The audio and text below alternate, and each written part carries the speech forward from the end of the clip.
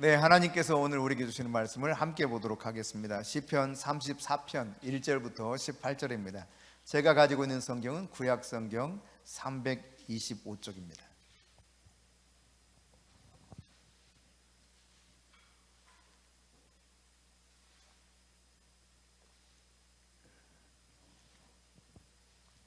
함께 하나님 말씀을 받들어 읽겠습니다.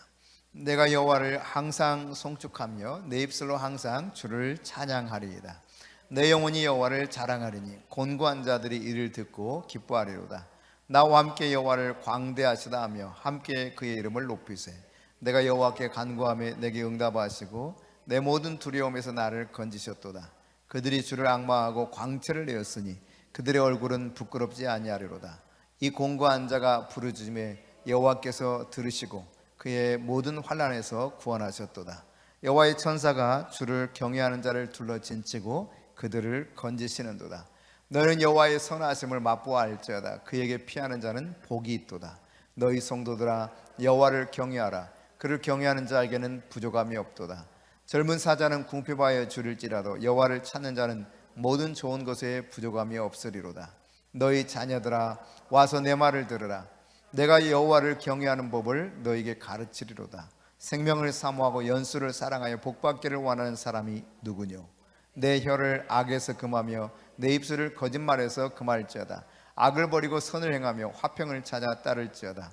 여호와의 눈은 의인을 향하시고 그의 귀는 그들의 부르짖음에 기울이시는도다.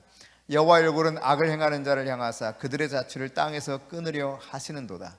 의인이 부르짖음에 여호와께서 들으시고 그들의 모든 환난에서 건지셨도다. 여호와는 마음이 상한 자를 가까이 하시고 충심으로 통회하는 자를 구원하시는도다. 아멘. 네, 오늘 이 말씀은요 사무엘상 21장을 배경으로 하고 있습니다. 이 사무엘상 21장에 보면 놉 땅의 아히멜렉 제사장이 가서 다윗이 자신을 추격해서 죽이려고 하는 사울 왕으로부터 도피해서 잠깐 도움을 받게 되죠. 그렇지만 오래 머물 수가 없었습니다. 왜냐하면 또다시 여기 숨어 있다는 사실을 알고 추격해 오고 있다는 것을 알았기 때문에 급히 도망을 칩니다. 그런데 사실 도망자의 신세가 너무 힘들잖아요. 그러니까 더 이상 이런 생활이 힘들어서 요즘식으로 말하면 망명을 간 거예요. 망명을. 어디로 갔냐면 블레셋 땅으로 내려갑니다. 블레셋 가드 지방으로 가서 가드의 왕 아기스에게 자기 인생을 부탁하러 간 겁니다. 나 좀 받아줘서 나를 좀 보호해 주십시오 하는 거죠, 일종의. 그런데요 이 가드 지방의 아기스 왕의 신하들이 이 사람이 다윗이라는 사실을 알아채요. 다윗이 어떤 사람이었습니까? 블레셋의 장수 골리앗을 단방에 그냥 물리쳐 죽였던 장수 아닙니까? 그러니까 이 인간 받아들이면 큰일 난다는 거예요. 이놈 절대로 받아들이면 안 된다는 겁니다. 안 된다는 거, 죽여야 된다는 걸 빨리 저놈 잡아서. 다급하죠. 이제 자칫하면 목이 날아갈 상황입니다. 꼼짝없이요. 무장 해제된 상태 속에서 갔는데 저놈 잡아 죽이라 그러니 말이죠. 그때 다윗이요 갑자기 침을 질질 흘려요. 침을 질질 흘리면서 막 문을 빡빡 긁습니다. 미친 사람 흉내를 내는 거예요. 그러니까 아기스 왕이 저런 미친 놈이 뭘 하겠냐고, 그래서 이제 간신히 목숨을 구하는 이런 장면이 사무엘상 21장에 나와 있어요. 그런 위기 상황을 모면한 가운데 지었던 시가 오늘 방금 읽었던 시편 34편입니다. 그런데 여러분, 이런 시를 생명의 위협을 느끼면서 겨우 미친 척에서 살아난 다윗이 시를 지을 때 1절에 보면 뭐라고 고백했는가? 이 고백이 위대해요. 같이 읽어볼까요? 내가 여호와를 항상 송축하며 내 입술로 항상 주를 찬양하리이다. 여러분, 항상 여호와를 자신의 입술로 송축한다는 거예요. 항상 자기 입술로 여호와를 찬양한다는 것입니다. 여러분이 한번 잘 생각해 보십시오. 죽음의 위협이 있고 도망자의 신세입니다. 앞서 말씀드렸지만 사울이 죽이려고 군사를 이끌고 계속 추격하고 있고 도망해서 피했다가 여기서도 죽을 뻔했어요. 그러니까 늘 도망 다니면서 겨우겨우 목숨을 부지하는데 다윗의 입에서는 뭐라는 거예요? 항상 여호와를 송축하고 내 입술로 항상 여호와를 찬양한다는 겁니다. 참 위대한 고백이죠. 그러니까 하나님을 찬양해야 될 이유를 그는 발견했기 때문에 그런 것입니다. 도대체 뭐가 그렇게 하나님을 찬송할 수밖에 없게 했을까? 다윗으로 하여금 2절 보시면 같이 읽습니다. 내 영혼이 여호와를 자랑하리니 곤고한 자들이 이를 듣고 기뻐하리로다. 아멘. 여러분, 하나님이 여호와 하나님이 그를 어떻게 했는가? 하나님이 행하신 그 일들, 위대한 일들, 그 일들을 고통 속에서 자신을 어떻게 건지셨는가? 이 사실을 늘 경험해 왔고 지금도 경험하고 있기 때문에 그는 찬송하고 있는 거예요. 여호와를 자랑한다는 건 자랑. 공고한 영혼 속에서 건지신 그 하나님. 그런데 동일하게 이 공고함 속에 있는 모든 사람들이 이 다윗이 자랑하는 하나님 이야기를 듣고 그들도 기뻐하게 될 거라는 거예요. 그들도 다윗을 그 생명의 위협, 정말 방법이 없이 이제 끝장이구나라고 생각했던 그 상황 속에서 건지신 위대하신 그 하나님을 다윗이 송축하고 찬양하는 이 모습을 통해서 어려움과 고난에 쌓여있는 공고한 자들이 이 소식을 듣는다면 저들도 함께 기뻐할 수 있게 될 거라는 겁니다. 여러분, 고난이 왔을 때요, 내가 감당하기 어려운 상황에 이런 직면했을 때 그 순간조차도 내가 그냥 다급해서 당황해서 두려워해서 혹은 나의 생각 그 꾀를 끄집어내서 내가 어떻게 하면 좋을까 이런 식으로 판단하거나 결정하지 않고 하나님의 음성을 들을 수 있는 것 쉬운 일이 아니거든요. 또 내가 하나님 안에 있다는 사실을 확신하면서 그런 상황 속에 빠져 있다 할지라도 기뻐할 수 있는 일, 여러분 쉽지 않습니다. 왜 쉽지 않은가 하면은 마귀가요 가만히 놔두질 않아요.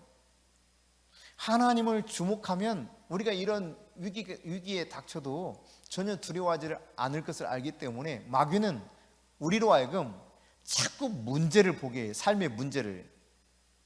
내게 닥쳐오는 위기 상황만 몰두하게 만드는 거예요. 거기에 집중을 시키게 만드는 거예요. 그래서 이게 하나님 안에서 기뻐하고 즐거워하고 찬송하는 것이 결단코 쉬운 것이 아닙니다. 마귀가 계속 그렇게 방해하거든요. 그런데 다윗은요 3절에 보면 자신만 그러는 것이 아니라 다른 사람들도 이런 하나님을 알기를 원했고 이런 하나님을 기뻐하기를 원했습니다. 3절 한번 같이 봅니다. 나와 함께 여호와를 광대하시다 하며 함께 그의 이름을 높이세. 그렇습니다, 여러분. 하나님의 능력이 얼마나 놀라우신지, 하나님의 존재가 얼마나 대단하신 분인지 이거를 다윗이 경험했던 것처럼 다른 사람들도 경험하기를 원했어요. 함께 여호와를 광대하시다 외쳐보자는 거예요. 단순히 소리 지르는 것이 아니잖아요. 함께 그의 이름을 높이세. 와, 정말 하나님이 위대하시구나. 그분이 얼마나 놀라운 방법으로 이 위기 상황 가운데서 건지시는가, 이거를 경험하고 한번 하나님을 높여보자는 거예요. 여러분, 내가 위기 속에 있을 때 특별히 하나님을 간절히 앙망하면, 하나님을 바라보면 하나님은 약속하셨습니다. 오늘 다윗이 고백한 말씀을 통해서 뭐라고 5절에서 우리에게 약속하고 있냐면 결코 수치를 당하지 않는다는 거예요. 부끄러움을 당하지 아니하도록 도우실 분이 하나님이시라는 겁니다. 그러니까 여러분이 문제를 보지 마시고 주를 바라보세요. 주를 앙망하세요. 주를 앙망하는 자, 찬송이 있죠. 주를 앙망하는 자 올라가 올라가 독수리같이. 걸어가도 고단하지 않고 달려가도 피곤하지 아니하는 그런 새 힘을 주를 앙망할 때마다 하나님 공급해 주시기를 약속하셨거든요. 그런데 마귀는요 이 하나님을 바라보지 못하게 만들고 문제, 내 앞에 있는 이 장벽, 고난, 위기, 이것만 집중하게 만든단 말이죠. 다윗은 이것을 뛰어넘을 수 있었어요. 하나님 바라봤던 것입니다. 그렇게 주를 앙망하는 자에게 다윗은 또 한편 다윗을 돕는 존재가 있다는 사실을 깨달았어요. 그게 7절이에요. 7절 같이 읽어봅니다. 여호와의 천사가 주를 경외하는 자를 둘러 진치고 그들을 건지시는도다. 아멘. 주를 앙망하면 아무리 내가 죽을 위기에 있다 할지라도 하나님을 간절히 바라면 하나님께서 천사를 보내서 둘러서 다 보호한다는 거예요. 다윗이 이것을 깨달았다니까요. 열왕기하 6장에 보면 아람의 이 왕이 노발대발하는 사건이 나옵니다. 왜냐하면은 이제 이스라엘을 쳐들어가기 위해서 이 장군들을 불러놓고 회의를 하는 겁니다. 전술과 전략을 쫙 짜요. 그런데 막상 전쟁터에 가면 그걸 다 미리 알고 다 대처하고 있어. 이게 전쟁이 안 되는 거죠. 매번 이러는 거예요. 그러니까 화가 나가지고 이놈들아, 너희들 중에 누가 첩자 있지? 막 이런 겁니다. 그럴만 하겠죠. 뭐 온통 다 아니 세세하게 말이죠. 그러니까 그렇게 소리를 지르는데 신하 중에 하나가 그러지 않습니까? 그것이 아니라 이스라엘에는 선지자 그 엘리사 그 녀석이 있는데 그놈이 말이지 우리가 아무리 비밀리에 회의를 해도 작전을 짜도 그냥 다 알고 이스라엘 왕에게 다 이야기하니 이게 당해낼 재간이 없다는 거죠. 그래서 어떻게 하기로 결정했습니까? 엘리사를 그러면 제거하자 해서 엘리사가 거주하고 있는 도단성에 군대를 이끌고 쳐들어옵니다. 쫙 포위했죠. 완전히 포위해버렸어요. 이걸 본 엘리사의 종인 게하시가 겁이 나가지고 막 달려와서 허겁지겁 달려와가지고 엘리사에게 선생님 큰일 났습니다. 무서워가지고 벌벌벌 떨면서 그러는 거예요. 아니 저건 군대들이 완전히 포위했다고. 근데 엘리사가 하는 말이 저들의 무장에서 지금 쳐들어온 저 군대보다 우리 군대가 훨씬 많다는 거예요. 아무리 둘러봐도 있어요 없어요? 아무도 없어요. 보아도 보지 못하는 거죠. 영적인 눈이 열리지 않으면 들어도 듣지 못하는 거예요. 그래서 이 엘리사가 하나님께 구하면서 이 종의 눈을 열어달라고 호소하죠. 그러자 여러분 게하시의 영적인 눈이 열려요. 그 순간 뭐가 보입니까? 불병거와 불수를 탄 군사들이 가득한 천군 천사들이 완전히 가득한 모습을 보게 되었고 저들은 그냥 눈이 보긴 보는데 뭘 보는지 몰라. 멀었어요.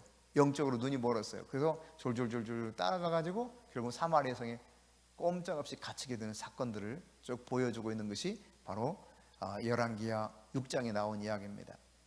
여러분 그렇습니다. 죽을 것 같아도요 안 죽어요. 이걸 알아야 돼요. 금방 죽을 것 같아. 안 죽어요. 정말 큰일이야. 근데 큰일이 아니에요. 사방으로 우겨쌈을 당하여도 사도 바울이 고백하죠. 나는 싸임을 당하지 않는다. 거꾸리 뜨름을 당하여도 나는 망하지 않는다. 이 바울의 고백이 있어요. 그냥 배짱 부리는 것이 아닙니다. 하나님이 얼마나 자기 자신과 함께하고 있는지, 든든한 보호자가 되어주고 있는지 그가 삶을 통해서 경험한 것이요, 또 다윗도 바로 이와 같은 것을 지금 고백하고 있는 것이죠. 배가 고프면 반찬이 좀 적어도 어때요? 밥맛 죽입니다. 얼마나 밥이 맛있는지. 밥 냄새만 맡아도요 그냥 기가 막혀. 시장이 반찬이야. 배고프면 뭐 허겁지겁 잘 먹어요. 여러분 영적인 배고픔이 있으면 하나님을 갈망할 수밖에 없습니다. 배가 고프면요 밥하는 냄새만 맡아도 막 빨리 밥을 먹고 싶어. 영적인 갈급함, 배고픔이 강하면 어떻게 해서라도 하나님을 만나고 싶어 해요. 그래서 이 영적인 갈급함이 덜하기 때문에 그냥 하나님이 도우시면 그냥 좋고 안 도와주셔도 어쩔 수 없고 이런 태도를 취하는 거죠. 여러분 얼마 전에도 남아프리카 공화국에서 폭동이 일어났었잖아요. 뭐 우리나라 LG, 삼성 공장과 창구들을 막 강탈해 갔었죠. 근데 사실 이런 일들은 종종 일어나는 일입니다. 선교사님들 소식을 들어봐도요, 갑자기 밤에 강도가 들어와가지고 총을 들고 들어오기도 하고 흉기를 들고 들어오기도 하고 꼼짝없이 털어가 버리는, 때로는 상해를 입기도 하는 이런 일들이 종종 일어난 걸 듣게 되거든요. 왜 그래요? 그들이요, 목숨을 걸고 그렇게 강탈을 시도합니다. 무엇 때문에 그렇습니까? 왜 그럴까요? 사실은 너무 배고프니까 그런 거예요. 배고프면요, 그냥 잘못하면 죽을 줄 알아. 그런데 무조건 강탈을 시도합니다. 너무 배고프니까. 여러분, 정말 배가 고프면, 영적인 갈급함이 있으면 뭘 가리질 않아요. 그냥 하나님 앞에 돌진하는 것입니다. 그러니까 목숨 걸고 그들이 막 부서서라도 거기 식량 차고에 있는 것을 막 강탈해 가고, 무슨 외국인들의 어떤 그 거주지에 와서 침범을 하고, 선교사들 가정에 침범을 하고, 이런 일들은 배가 고프니까 막 그냥 쳐들어오는 거예요. 죽으면 뭐 죽지 하고. 여러분, 하나님 앞에 나갈 때요, 우리가 괜찮은 척, 행복한 척, 배부른 척 할 필요가 없습니다. 하나님 앞에서 허세 부리는 거 아무 소용이 없습니다. 오늘 본문에 보니까 여러분, 하나님 앞에 나오는 자들에게 하나님이 원하시는 게 무엇입니까? 오늘 본문에 이야기하고 있지 않습니까? 자, 본문 말씀, 의인이 부르짖음에 여호와께서 들으시고 그들의 모든 환난에서 건지셨도다. 여호와는 마음이 상한 자를 가까이 하시고 중심으로 통회하는 자를 구원하시도다. 그러니까 구원이라고 하는 것이 나의 어떤 착한 삶, 선행을 통해서 이루어지는 게 아니에요. 내가 막 금욕적인 삶을 산다고 되는 게 아닙니다. 내가 인격적으로 산다고 구원이 나에게 오는 것은 아니에요. 하나님 앞에 상한 심령, broken heart거든요. 깨진 심령을 가지고 그냥 완전히 상한 그 마음 그대로 가지고 나가서 통회하는 겁니다. 회개하는 겁니다. 바로 이 마음 가지고 하나님이 나오기를 원하시는 거예요. 여러분, 여리고를 지나가시다가 예수님이 어떤 사람이 막 외치는 소리를 들었습니다. 다윗의 자손이여, 우리를 불쌍히 여기소서. 나를 불쌍히 여기서 막 소리 질러요. 근데 주변의 사람들이 시끄럽다고 막 제지하죠. 그만하라고, 떠들지 말라고. 그런데 그럴수록 어떻게 합니까? 더 크게 소리를 질렀습니다. 다윗의 자손 예수야, 나를 불쌍히 여기소서 막 소리 지르는 거예요.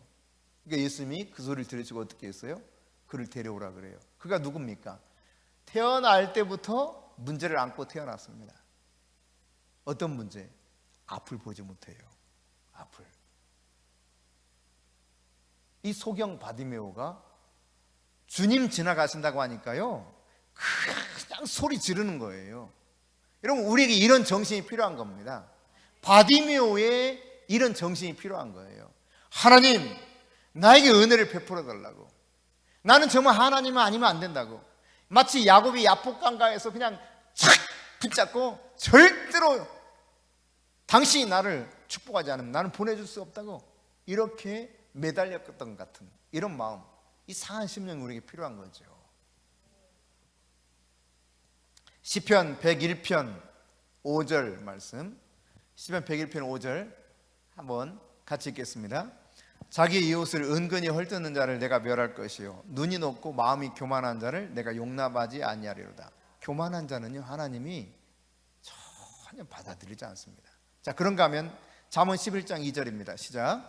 교만이 오면 욕도 오거니와 겸손한 자에게는 지혜가 있느니라. 그러니까 오히려 겸손한 자에게는 하나님은 이런 지혜를 부어주실 뿐만 아니라 18장 12절입니다. 시작. 사람의 마음의 교만은 멸망의 선봉이요, 겸손은 존귀의 길잡이니라. 그렇습니다, 여러분. 우리 인간은요, 인간 스스로 그냥 독립적인 삶을 살아가는 그걸 굉장히 대단하게 축해 세우죠. 그런데 하나님 앞에서 신앙생활 하는 거, 믿음을 가지고 살아가는데 하나님을 대할 때는 어떻게 돼야 되느냐? 내가 스스로 뭔가 해보려고 독립적인 삶을 살려고 이거 다 내려놔야 돼요. 하나님께는 오직 기대는 거예요. 기대는 거예요. 하나님을 전적으로 매달릴 때 하나님께서 바로 그 사람을 도와주십니다. 하나님을 여러분이 간절히 붙잡고 매달리세요. 바로 그런 사람을 축복하시는 거예요. 하나님은 위대하시고 강하십니다. 그러나 여러분, 강하신 하나님은 우리가 연약할 때 끌려오시는 분이세요. 이걸 여러분이 기억하실 수 있기를 바랍니다. 내가 약할 때 그분이 내게 오시는 거지, 내가 강해. 이거 원수 마귀 앞에서는 내가 강하고 담대해야 돼요. 그러나 하나님 앞에서는 내가 약한 존재가 돼야 정상적인 신앙생활을 하는 겁니다. 겸손함이죠. 그게 매달리는 거예요. 기대는 거예요. 나의 텅 빈 그릇을 가지고 하나님 앞에 나가는 겁니다. 열왕기하 4장에 보면은 1절부터 3절 말씀입니다. 같이 읽습니다. 선지자의 제자들의 아내 중에 한 여인이 엘리사에게 부르짖어 이르되 당신의 종 나의 남편이 이미 죽었는데 당신의 종이 여호와를 경외한 줄은 당신이 아시는 바니이다. 이제 빚준 사람이 와서 나의 두 아이를 데려다가 그의 종을 삼고자 하나이다 하니 엘리사가 그에게 이르되 내가 너를 위하여 어떻게 하랴? 내 집에 무엇이 있는지 내게 말하라. 그가 이르되 계집종의 집에 기름 한 그릇 외에는 아무것도 없나이다 하니 이르되 너는 밖에 나가서 모든 이에게 이웃에게 그릇을 빌리라. 빈 그릇을 빌리되 조금 빌리지 말고, 어떻게 빌리지 말라고요? 조금 빌리지 말라는 거예요. 빈 그릇을 있는 대로 다 빌리라는 겁니다. 여러분, 이 상황이 이제 어떤 상황인지 짐작하시겠죠? 남편이 죽었는데 엘리사의 제자였어요. 죽었어요. 근데 빚만 몽땅 남겨놓고 죽은 겁니다. 근데 그것만으로도 너무 충격적인데 그 다음이 더 걱정되는 거예요. 이 빚 때문에 아들들이 종으로 팔려가게 생겼어. 얼마나 이 상황이 된다면 정말 답답하고 힘들겠어요. 그래서 엘리사 선지자를 찾아간 겁니다. 그리고 호소한 거죠. 도와달라고. 집에 뭐가 있냐 그러니까 기름 조금밖에 없다는 기름. 빈 그릇 준비하고, 너네 집에 있는 빈 그릇 준비하고, 주변 사람들은 다 가지고 빈 그릇 다 준비하라는 거예요. 여러분, 빈 그릇을 준비하라고 했을 때요, 조금 빌리지 말라 그랬습니다. 그런데 사실 이게 뭐 어떻게 될 줄도 모르는데 이 여인과 아들들은요, 순종하면서 빈 그릇을 동네마다, 동네 사람들마다 다 만나서 빌려왔습니다. 여러분, 정말 내가 인생에 갈급하고 힘들고 배고프면요, 뭘 안 따져요. 이런 상황 속에 창피하니까 아유, 나 그릇 못 빌려와 이러겠어요? 아니, 왜 빈 그릇 빌려와, 나 싫어 이러겠어요? 내가 너무 갈급하고 절박하니까 빈 그릇 빌려오라 그러는데 그냥 이유를 잘 알지 못하면 빈 그릇 빌려오는 거예요. 그랬을 때 여러분, 어떤 일이 일어납니까? 놀랍게도 초자연적인 하나님의 은혜가 이들이 순종한 결과 속에 나타나게 됩니다. 그게 이제 4절부터 7절에 나타난 이야기예요. 같이 읽어봅니다. 너는 내 두 아들과 함께 들어가서 문을 닫고 그 모든 그릇에 기름을 부어서 차는 대로 옮겨 놓으라 하니라. 여인이 물러가서 그의 두 아들과 함께 문을 닫은 후에 그들은 그릇을 그에게로 가져오고 그는 부었더니 그릇에 다 찬지라. 여인이 아들에게 이르되 또 그릇을 내게로 가져오라 하니 아들이 이르되 다른 그릇이 없나이다 하니 기름이 곧 그쳤더라. 그 여인이 하나님의 사람에게 나아가서 말하니 그가 이르되 너는 가서 기름을 팔아 빚을 갚고 남은 것으로 너와 내 두 아들이 생활하라 하였더라. 아멘. 여러분, 그런 거예요. 그러니까 이유를 알지 못했어. 그릇을 빌려오라고 했을 때는. 그리고 그렇게 기름을 부어서 이게 진짜 그렇게 다 찰지 어쩔지도 모르는데 하라니까 시키는 대로 했어요. 그랬더니 그릇에 다 찬 거예요. 그걸 갖다가 이거 어떻게 합니까? 그랬더니 이거 갖다 팔으래. 그리고 빚을 다 갚으래. 그러니까 굉장히 많아지지 않았겠습니까? 아들들을 볼모로 잡혀서 종으로 보내야 되는데 이 아들의 목숨값을 구할 만큼 기름을 많이 얻게 된 겁니다. 그리고도 남아서 그들이 먹고 살 만큼 되었어요. 여러분, 그러니까 우리가 이 하나님의 은혜를 경험하기 원한다면 그냥 있는 모습 그대로 문제를 가지고 하나님 앞에 그저 매달리는 거예요. 간절히 매달리는 거예요. 내가 그렇게 하나님 말씀이 나에게 임해서 말씀대로 하라 그랬을 때 말씀대로 하는 겁니다. 씨를 뿌리라 그러면 씨를 뿌리는 거예요. 뿌렸으면 기다리는 거죠. 거둘 때까지. 하나님 나라는 이미와 아직 사이 있거든요. already, 이미 다 하나님이 이루어 놓으셨어. 그러나 아직 나에게 완전하지 않은 것들 사이 속에 우리가 살아가요. 그렇지만 여러분, 씨를 뿌리면 나서 결실하는 때가 있고 추수를 하는 때가 있습니다. 지난 한 주간에 이제 휴가를 다녀왔는데 저희 어머님 이렇게 찾아뵀거든요. 둘째 날인가 밥을 먹고 나서, 아니다, 첫째 날이구나. 첫째 날 밥을 먹고, 밥을 먹으니까 이제 배가 약간 부르잖아요. 근데 어머니께서 옥수수를 이렇게 삶으신 거야. 그리고 그걸 먹으래요. 따끈따끈할 때 빨리 먹으래. 내가 배부르다고. 지금 먹어야 맛있다고. 먹으라는 거예요. 먹으라고. 그래서 또 어머니 사랑이 있으니까요. 하나를 먹었죠. 먹었는데 맛있더라고. 그래서 좀 2개 먹었나? 그래서 먹었어. 근데 여러분 보세요. 옥수수 이거 알맹이 하나 심으면요, 이 알맹이 하나에서 여러분 수천 개의 알맹이가 나올 것을 누구든지 다 알아요. 하나님 말씀대로 내가 순종했으면 그 순종의 결과가 어떠한가를 알아야 돼요. 그리고 기다릴 줄 알면 되는 겁니다. 빈 그릇 가져왔어요? 준비했어요? 씨를 뿌렸어요? 여러분 기다리세요. 하나님이 이미 약속하셨습니다.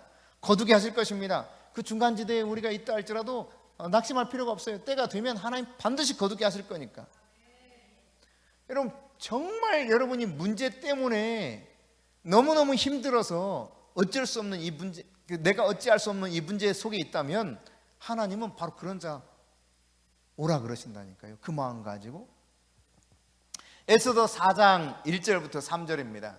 같이 읽습니다. 모르드게가 이 모든 일을 알고 자기 옷을 찢고 굵은 베옷을 입고 죄를 뒤집어 쓰고 성중에 나가서 대성통곡하며 대궐 문 앞까지 이르렀으니 굵은 베옷을 입은 자는 대궐 문에 들어가지 못함이라. 왕의 명령과 조서가 각 지방에 이르며 유다인이 크게 애통하여 금식하며 울며 부르짖고 굵은 베옷을 입고 죄에 누운 자가 무수하더라. 이 이야기는요, 그러니까 모르드게가 하만이 이 당시의 왕 다음 서열이었거든요. 근데 거드름 피우는 거죠. 다 엎드려 절하게 만들었어요. 근데 모르드게가요, 이 하만 앞에 엎드리지 않는 거예요. 절하지 않는 거예요. 그러니까 화가 막 나는 거죠. 그래서 저놈을 죽이리라 계획하고 그 계획대로 이제 시도해서 결국 왕에게 허락을 받잖아요. 허락을 받는데 단지 이 모르드게만 죽이는 것으로 분통이 안 풀릴 것 같아. 그래서 모르드게 민족을 보니까 유대 민족이야. 저 유대인들을 멸망시켜야 되겠다 싶어가지고 결국 아각 사람 함무다다의 아들 하만이 이 일을 계획합니다. 그리고 그것을 시도하게 되죠. 사실은 아각 사람을 사울 왕 당시에 하나님께서 다 죽이라 그랬어. 근데 아각 왕을 살려뒀거든요. 그 후손이에요. 그 후손, 이 아각의 그 후손이었던 이 하만이 결국 유대인을 멸망시킬 계획을 착착착 진행하는데 이제 날이 새면 죽을 날이 되는 겁니다. 모르드게만 죽는 것이 아니라 모르드게와 같은 민족인 유대 민족이 멸망당할 상황이에요. 그러니까 굵은 베옷을 입고 죄를 뒤집어 쓰고 막 하나님 앞에 간절히 매달리는 거예요. 근데 여러분 하나님이 어떻게 역사하십니까? 에스더 6장 1절에 보면은 그날 밤에 왕이 잠이 오지 않았대요. 왕 잠 오지 않게 하시는 분 누구예요? 하나님이셔요. 왕이 잠이 안 오게 만들어 버려. 그 왕이 추적하다가 잠이 도저히 안 들어. 그래서 거기 누구 있냐? 역대 일기 좀 가져오너라. 한번 읽어봐. 쭉 읽어 나갑니다. 읽는데 거기 어떤 일이 일어났냐면 빅단과 드레스라고 하는 사람이 이 말이지 왕을 암살하려고 하는 계획을 가졌어. 그 기록이 있는 거야. 근데 마침 이 암살 계획에 대한 정보를 누군가 가르쳐줬어. 그래서 그놈들을 제거하고 반역이 일어나지 않도록 미리 방지를 할 수 있었어요. 근데 그 정보를 결정적으로 제공한 사람은 누굽니까? 모르드게야. 모르드게. 그래 모르드게. 그러면 이 모르드게 그때 뭔가 후사했니? 그러니까 아무것도 안 했다는 거예요. 왕이 어디 가면 좋을까 생각하다가 하만을 불렀습니다. 밖에 하만이 있느냐 했더니 하만이 네 하고 쑥 들어가요. 그래 하만한테 물어요. 왕이, 하만이지 내가 정말 존귀하게 하고 싶은 사람이 있는데 어떻게 하면 좋겠니? 그러니까 하만의 머릿속에 딱 돌아가기를 뭐 그게 나겠지 이런 거죠. 그래서 뭐 그냥 신이 나가지고 이야기합니다. 왕의 옷을 입히고 왕의 왕관을 씌우고 왕이 타는 말을 타고 왕 다음 서열, 버금가는 서열, 그 사람이 딱 이 사람을 잡고 성을 한 바퀴 쭉 돌면서 왕이 존귀하게 하는 자를 이와 같이 하게 하겠다라 하고 이렇게 소리치면서 다니게 하자는 거예요. 그러니까 왕이 듣고 아이디어가 좋거든. 굿 아이디어, 좋아. 역시 하만, 그래 네가 오늘 모르드게를 그렇게 태우고 다녀라. 상황이 말이죠 이게 된 거예요. 언제? 그날 밤에. 날 새면 죽을 수 있는 상황이에요.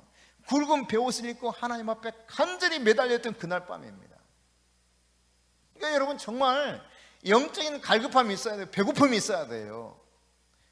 그러면 물불 가리지 않고 하나님 앞에 나간다니까요. 문제를 호소해요. 내 상한 마음을 가지고 나가는 거예요.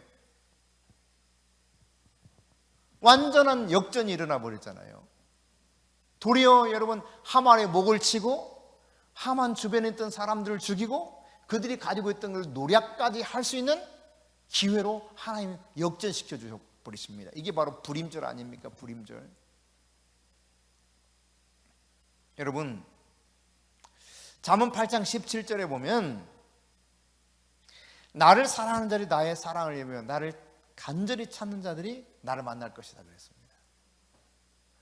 정말 하나님을 간절히 찾아보세요. 하나님이 나를 만나 주십니다. 하나님을 사랑하면 하나님의 사랑을 잊게 되어 있어요. 이게 성경이 하나님이 약속한 것입니다.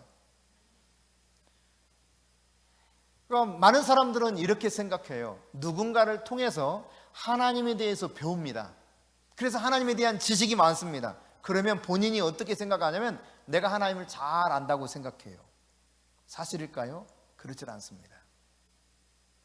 누군가를 통해서 하나님에 대한 지식은 배웠을지 몰라요. 그러나 정작 하나님을 잘 알지 못하는 사람이 너무 많아요. 하나님을 친밀하게 아는 사람은 그런 사람들이 아니에요. 오늘 다윗 같은 사람들이에요. 상한 심령을 가지고 하나님 앞에 나가서 그 하나님의 건지시는 그 은혜를 입는 사람. 하나님은 뚜렷한 하나님의 임재를 우리에게 집중적으로 부어주시기 원하세요. 그래서 하나님은 하나님의 영광을 담을 만한 빈 그릇을 가지고 오기를 원합니다. 상한 심령을 가지고 오기를 원해요. 통회하고 자복하는 마음을 가지고 하나님 앞에 나오기를 원해요. 그때 하나님이 부어주시는 거예요. 바로 그 사람을 찾고 있는 거예요. 그렇게 나오라는 것입니다, 여러분. 우리의 영혼이 하나님을 향한 그 갈급함으로 배고파할 수 있기를 바랍니다. 내 영혼이 빈 그릇처럼 비어 있을 수 있기를 바랍니다. 더 풍성한 하나님의 은혜 받을 만한 이유가 있다면 다른 거 아니에요. 내 상한 심령, 내 영혼의 갈급함, 바로 이것이 하나님의 은혜를 충분히 받을 수 있는 이유라는 사실을 기억하십시오.